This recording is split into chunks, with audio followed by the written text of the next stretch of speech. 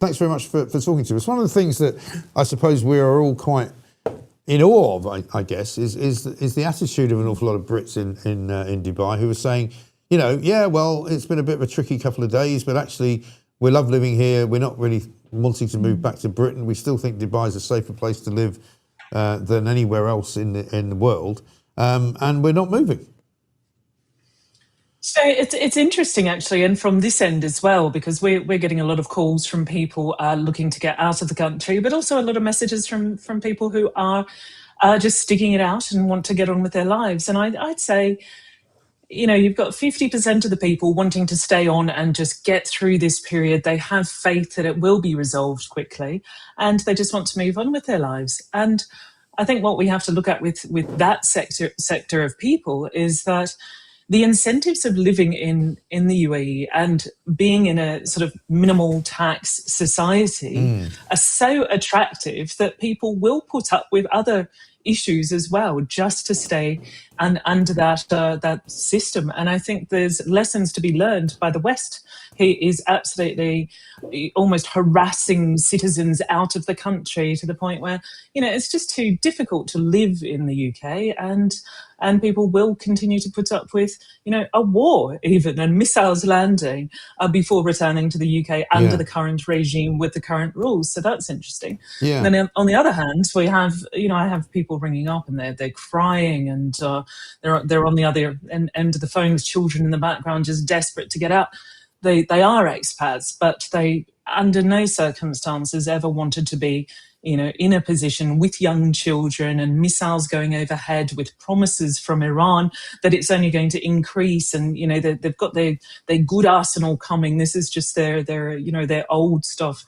So, you know, with those sorts of threats and buildings on fire, airports being bombed, embassies and so on.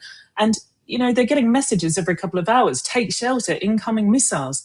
And I think for a lot of parents, that's really concerning. I think you'll find a lot of young people just being brave and, you know, taking this as an opportunity to expand their following on social media platforms and, you know, have a bit of excitement in their lives for a moment. But then you've got people with young children who are actually freaking out. You know, there's fires, there's missile damage of apartments. The people I speak to say actually life is pretty decent at the moment in Dubai. They're not feeling under attack particularly. My daughter lives there actually now, and she said, you know, the streets are relatively empty. A lot of people are not going to work, they're staying at home.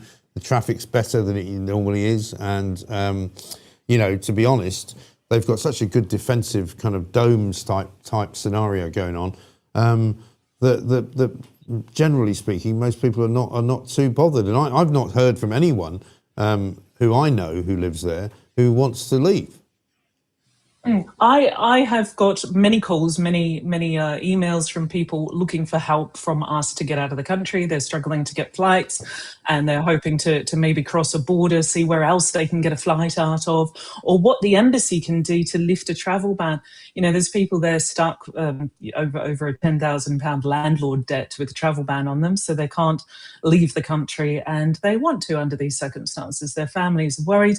We have people in prison. We have their families freaking out that, you know, they can't decide how to shelter themselves. They just have to, you know, hope for the best. So I think, you know, on the one hand, you do have people saying life is normal, life is good, but actually the streets are empty. People are afraid, or some people, and I would say, again, it's sort of 50-50, I believe. But there are people who are worried that, okay, yes, the defences are good. We're quite impressed so far. That's great.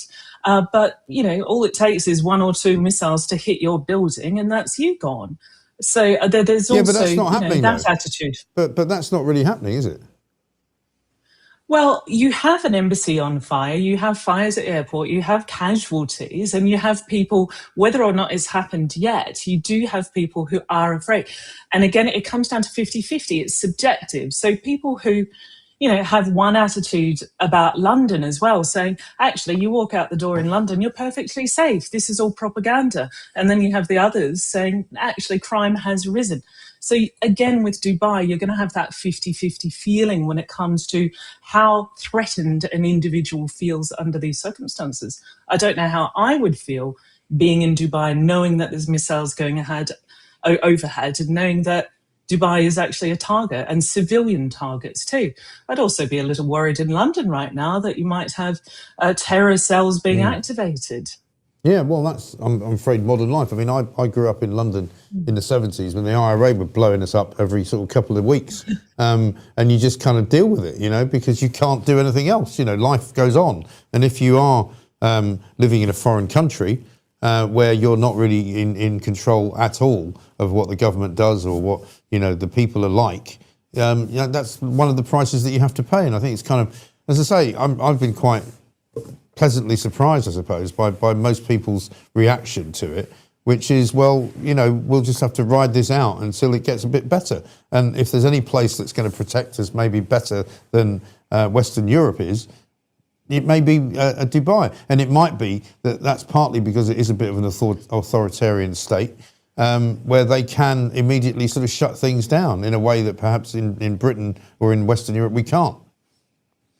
Not only that, I mean, you have the UAE authorities also threatening people in Dubai that if they take photographs or share online information that's negative against the government or is potentially misinformation, whether that's a reshared news story or otherwise, they can end up with 2 years in prison. Yeah. So it's not that we're necessarily going to get anyone who's actually afraid and scared and, you know, citing issues that they have with the missiles and the way that the government's dealing with it in Dubai. They're not allowed, and that includes journalists. So I think for the moment, you're only going to be getting influencers, you're going to be getting, you know, a lot of positivity out there, which might be good.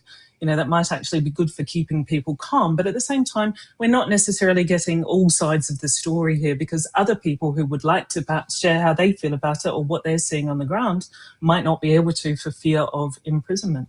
Yeah, we've got messages coming in now. One here from Swordfish 9430 saying Virgin Atlantic has just taken off from Dubai, destination London, according to Flight Radar 24. So, you know, like a lot of these situations, I guess, you know, things will return to normal and there will be bumps in the road, I guess, from time to time, in the same way that if you were to live in, I don't know, Hong Kong, very, very happily for a few years, and then suddenly the Chinese take over and you kind of go, I better not get out of hand in a bar at 2 o'clock in the morning. I might find myself in a Chinese prison for the rest of my life, you know? You know, I mean, it's kind of, it's one of these, it's sort of, you know, I lived in New York for 10 years back in the 80s, which was relatively, you know, easy to do. But you also, you know, you're in a foreign country. You know that as a foreigner, you kind of have to behave in a slightly different way. I think, you know, if it's resolved quickly and if the threat of missiles is resolved quickly, and it looks like it very well may be, I think the US strikes have been very efficient and effective. So if that cleans up quickly and people don't perceive that the threat is going to be ongoing, it should recover very quickly. I think if the threat is prolonged, I think we are going to see a bit of an exodus of expats. I'm already seeing it. I'm already seeing clients of ours leaving, already, you know, a large community has decided to at least vacate for the next couple of months until we see stability again. But if it's resolved quickly, I don't see any sort of economic long-term impact. If it goes on, we could see the tourism sector hurt. We could see, you know, loss of employment. We could see the results of that being people travel banned over debts and so on, like we did in 2008, 2009. So it is important it's resolved quickly. I think that the positive attitude is obviously for those in that situation. It's great, and presumably things will be back to normal very quickly. I think that, you know, they have been effective, obviously, at defending the country. But at the same time, most people didn't sign up to be under those circumstances or in those circumstances while in a very small location in Dubai and a quiet location and, you know, with children in school. So there's also that to think about. Yeah, but I think people should then take that on board and maybe learn from that experience that other people are having currently, that, you know, if you do want to go and live in another country, there are lots of things that you have to think about. You know, it might not be obvious at the time, but you have to have some expectation that life might be very, very different if something else happens. I mean, I remember going to Dubai back in May of last year and looking across the sea, which was so warm it was like swimming in soup, and I thought to myself, that's Iran over there. And I thought, that's a bit close, to be honest. You know what I mean? It's kind of, it's not something I would want to necessarily do. I like living in Britain as much as I moan and groan about it, because I feel as though it's my home. I have some control over who runs it, maybe not as much as I would like. But, we have elections, we have the ability to criticise the government. We have all of those kind of, human rights that we like to support, and we like to make sure that we continue to enjoy. But when you go to another country, and I mean, again, I would say the same thing even about America. I used to drive around in America, and I thought to myself, if I get done for speeding in Texas and I get pulled over by the cops, I'm not going to start having a go at them in the same way that I might do in this country, because they might shoot me, And there's a sort of inevitability of reality that you have to kind of think about. And I think if you've gone to Dubai with your kids and your family, and you haven't had any expectation that things might be actually very different from living in Surbiton, then you're a bit of an idiot. I mean, I think on the other hand, you have people living in Cyprus who would never expect to have to defend a missile coming from Iran, and Dubai has been considered a safe place for a very, very long time. There's always the threat wherever you are of some sort of attack like this. And the way they react is, okay, well, I've got children in school. I do feel under threat, at least for the time being. So we're going to leave for 1 or 2 months. And, perhaps the father or husband might stay there and continue working and just relocate the children temporarily. I don't think that you can plan for every eventuality, whether it's America or the UAE. No, but you've got to be realistic, though, haven't you, Radha? You've got to know that, for example, I remember going to Cyprus on holiday and thinking, crikey, I didn't know it was this near Syria. I suddenly just looked at the map as we were flying in, and I thought, bloody hell, Syria's just over there. And you think, blimey, we're not in. You can pretty much see it, can't you? We're not in Brixton anymore. Do you know what I mean? Yeah, absolutely. So I don't think it crosses most people's mind. I mean, they know they're in the Middle East, and they know there can always be conflict in the Middle East, and that they'll just leave if there is. Indeed. Radha, good to see you. Thank you very much indeed.